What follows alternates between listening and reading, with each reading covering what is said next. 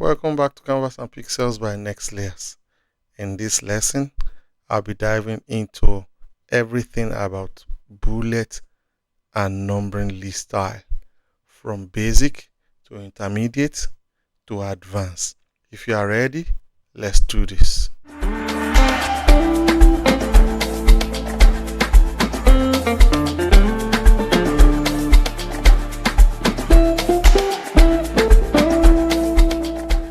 Welcome back.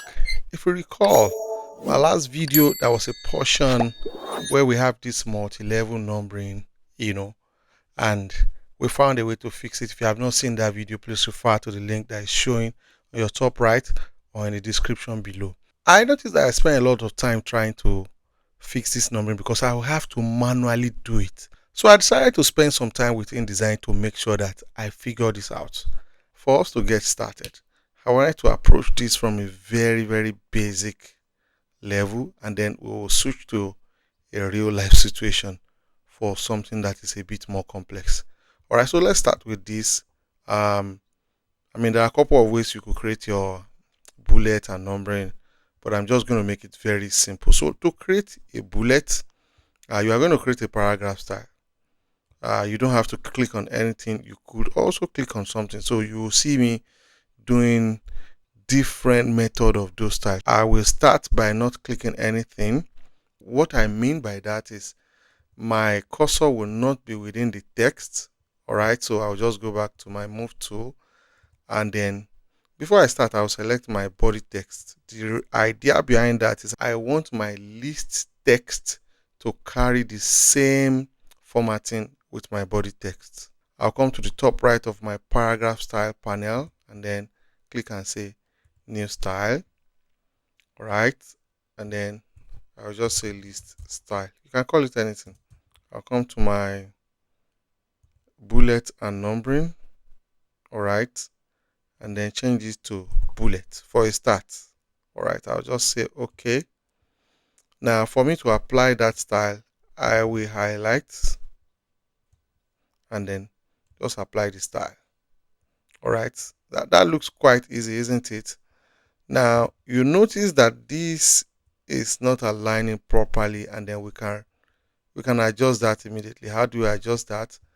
We go back to our list style, right click on it to edit, and then come to your indent and spacing, and I will change this to 0.5 inches. That IN is for inches, and then the next line below it to be minus 0.5 inches. Once you do IN, that means inches. All right, when I click OK, did you notice that that has been resolved? Now I notice that that unit of measurement is in a unit of measurement that I'm not used to, so I can change it. Just right click somewhere here and then switch it to what you want. You notice that it's showing picas.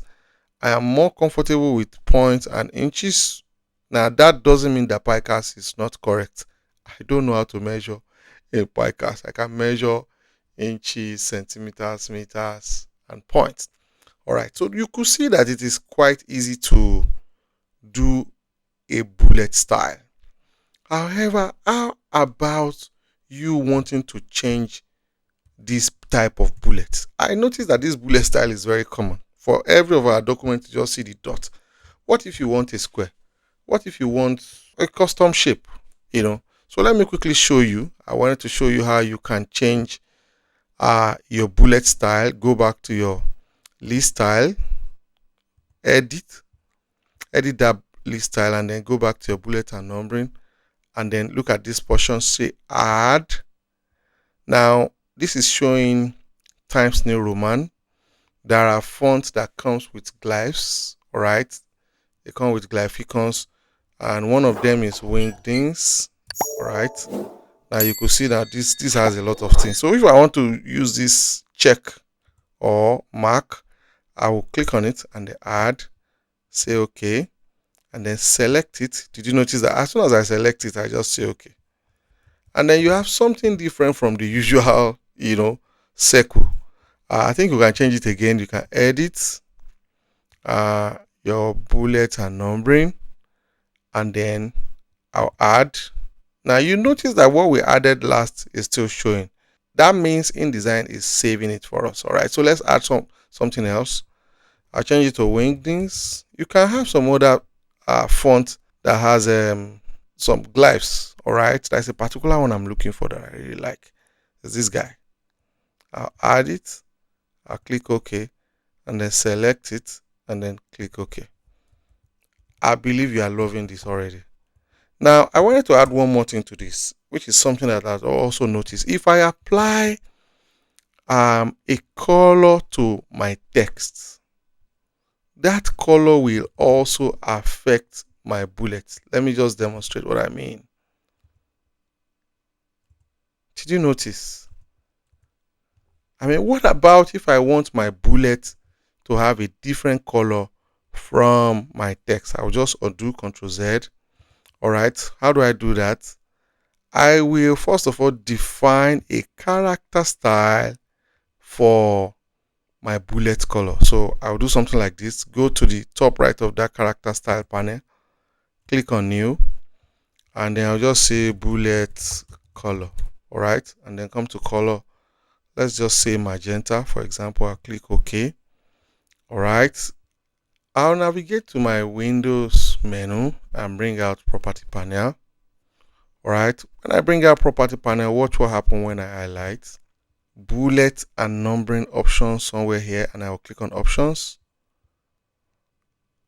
and then I will add a character style to my bullet, and I'll give it that color, and I'll say okay. So for every other list where I want my bullet to have separate color, I'll just go to options and then apply the character style to it and then say okay. I believe we are following. So let's switch from bullet to numbering. Now we want to do numbering style now. Now it's similar to what we have done with list style. So let me create another style and I'll call that list style number. All right. I'll click on my body text because I want it to carry body style, and then come to the top right of my paragraph style and then say new. Or I'll say list style numbering. All right, and then I'll go to bullet and numbering and then change this to numbers. All right, for now let's just say okay. Now that is something I wanted to do, so I will switch everything back to body text. All right, so we have body text now.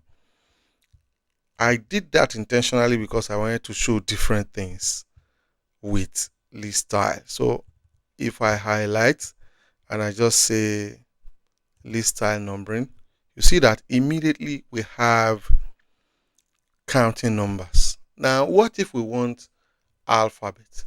What if we want Roman figures? How do we do that? I can edit my list style numbering, or I come to my property formatting control, hold down my alternate key or options key if you're on Mac, and then click on this numbering list. It will give me bullet and numbering options. All right. And I can change my numbering formats. Yes, either that or this or this. Feel free to choose whatever works for you, or this. All right. And then I'll click OK. So I wanted to see whether my numbering will continue if I skip and then come to maybe something like this and then just apply numbering style. Did you notice that he continued from where we stopped, even though it is now showing normal number instead of alphabet? The way to change it back to that type of alphabet is to hold down your alternate key or options key and click on this list number and then switch it back. All right. But my question is, what if this is supposed to start counting from another number? How do we do that? Hold down your alternate key, click on this numbered list here, and then mention that this is level 2. Oh yes, once you say it's level 2 and you click OK, immediately that is resolved. Are we following? Now, I also want to make this a bit more complex. What if after this numbering, this is now a sub numbering under point 2. What I mean by that is, what if this is supposed to carry something like Roman figure for sub point under point 2? How do we do that? You click on the same numbering lists. Now you see that it's still showing 5, which means it's taken from level 1. This is level 1.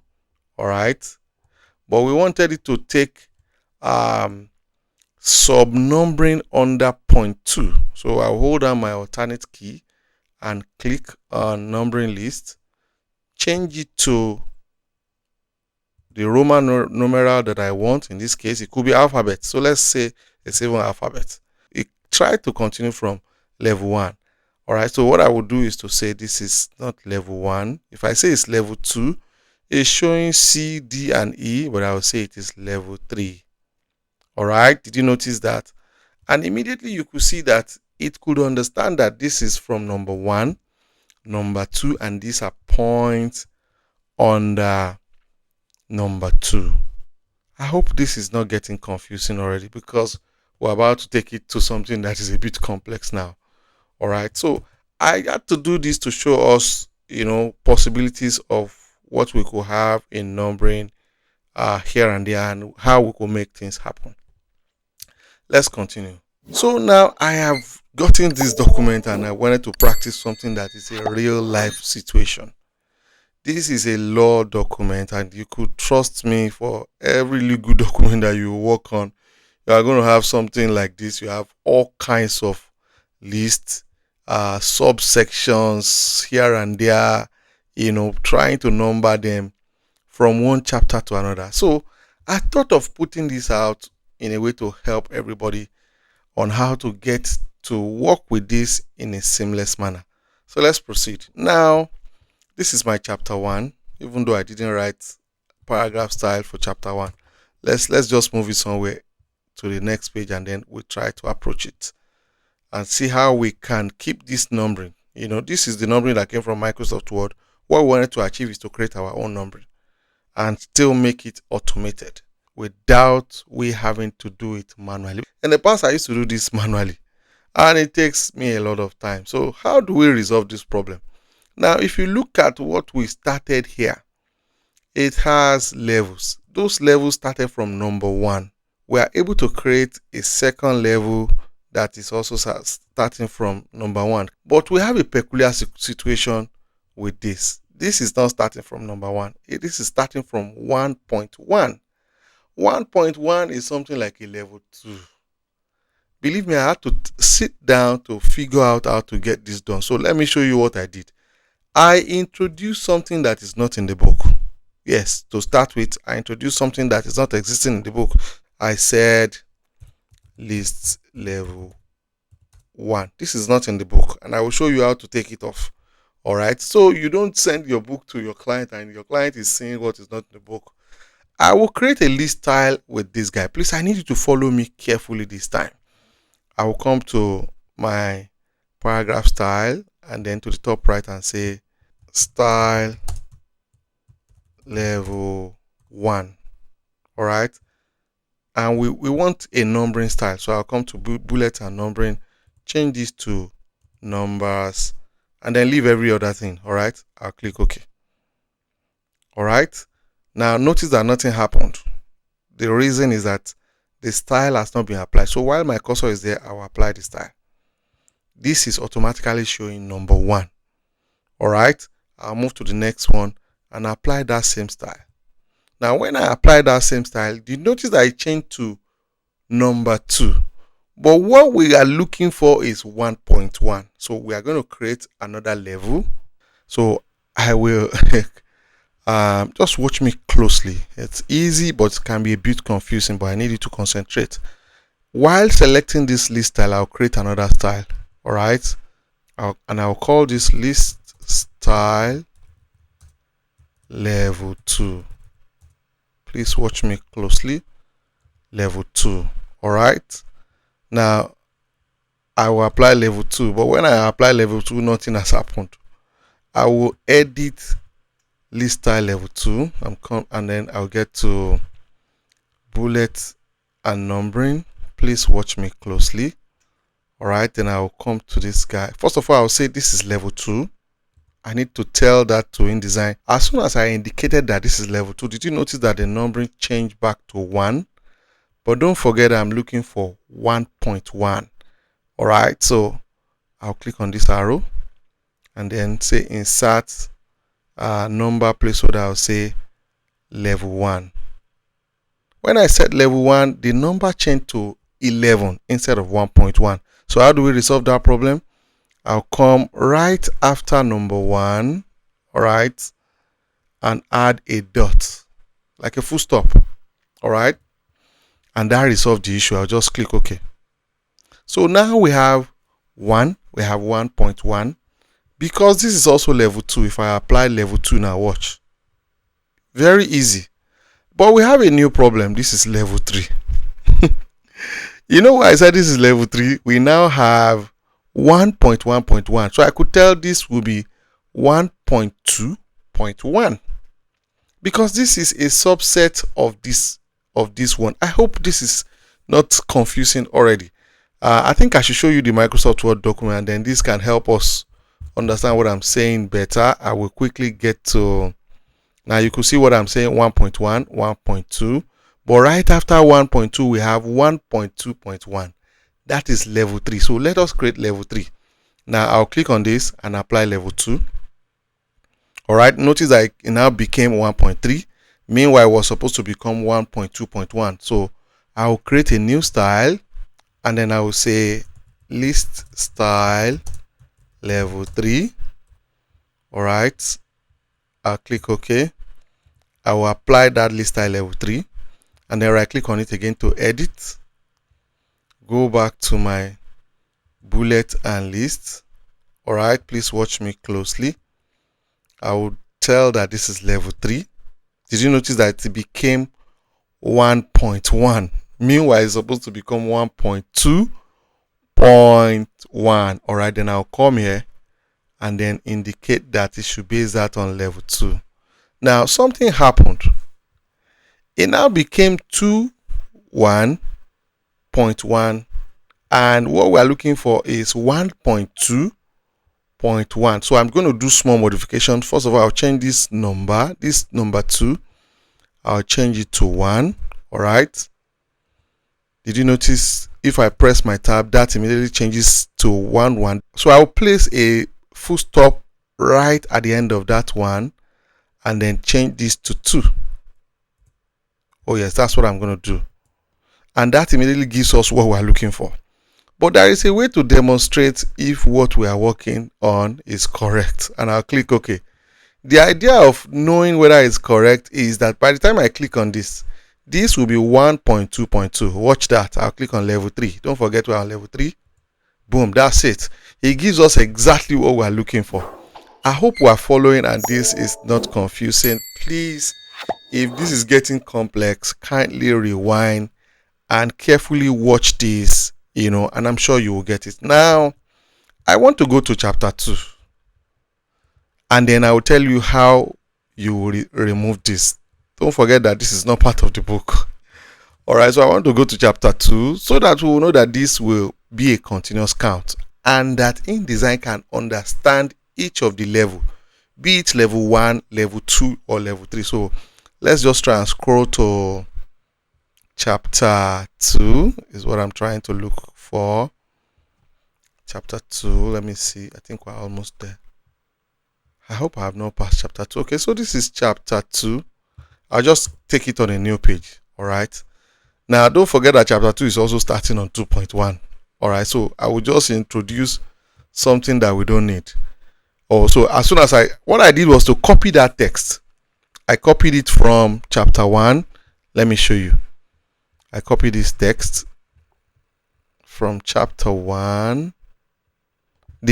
I copied it, this level 1.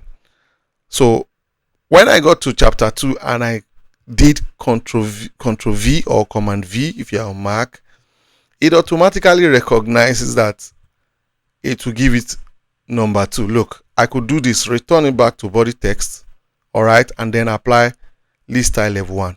That's it. It gives me 2.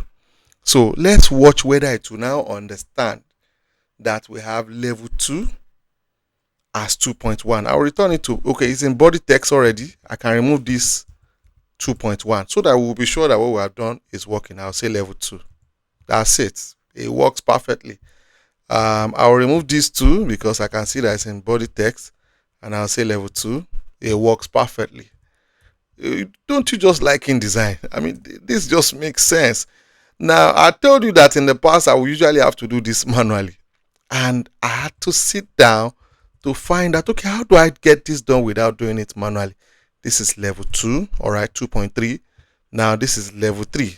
You are just trying to confirm whether what we did is correct. Level 3. Now let me show you. Look at this. This is level 2 because it's now back on 2.4. You know, we're at 2.3, then 2.4. Watch. Let's confirm. Say level 2. That's it. Fantastic. Don't you just like InDesign? Now, before I let you go, recall that we introduced something into this that was not part of the document. Let me quickly show you this. All right, this list level 1 is not part of the document, and we have to remove it. So what I've thought of as a way to knock it off is to use my text color, all right, and say no color. Honestly, I believe that that's the easiest way to take this off, all right, because that's not part of the document and we needed to remove it. So I believe that is a meaningful way to get what we want without destroying everything we're doing.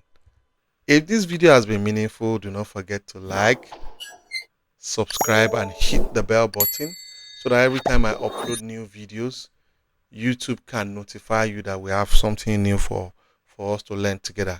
Do not forget to ask questions and please share with your friends. Thank you. Bye for now.